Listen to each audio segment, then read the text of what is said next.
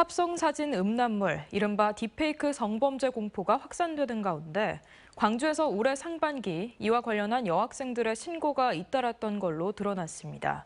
하지만 학교 현장에서 피해 신고를 대수롭지 않게 대처한 사실이 뒤늦게 드러나 논란입니다.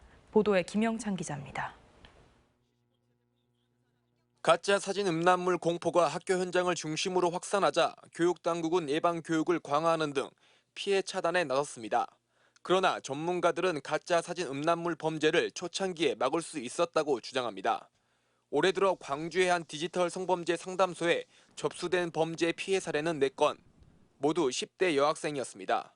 피해자들이 상담소로 발길을 돌린 이유는 학교 측의 소홀한 대처가 가장 컸습니다.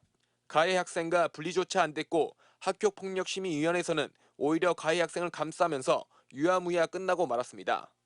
전문가들은 최근에서야 서울대와 인하대 등 가짜 사진 음란물 범죄가 확산하자 교육청이 이제서야 대책을 마련하느라 부산하다고 꼬집습니다.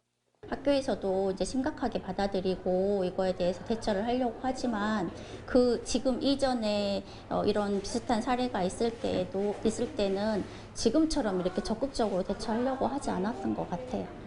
특히나 가해자들이 이 같은 범죄를 심각한 범죄가 아닌 단순한 놀이로 인식하고 있다는 게 큰 문제인데, 그러다 보니 학교 현장에서도 큰 범죄로 인식하지 않고 처벌도 미약했던 게 사실입니다.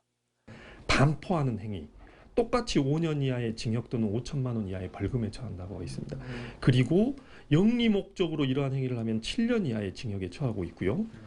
언론이 서울대와 인하대에서 발생한 딥페이크 문제를 제기하고 이게 전국 일선 학교의 강범위하게 퍼져 있는 현상이라는 사실이 확인되고 나서야 교육당국이 대책 마련에 나선 상황.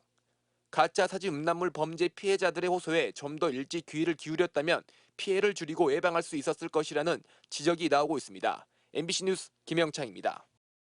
언제 어디서나 내 손 안의 뉴스. 광주 MBC 뉴스 유튜브 구독으로 함께하세요.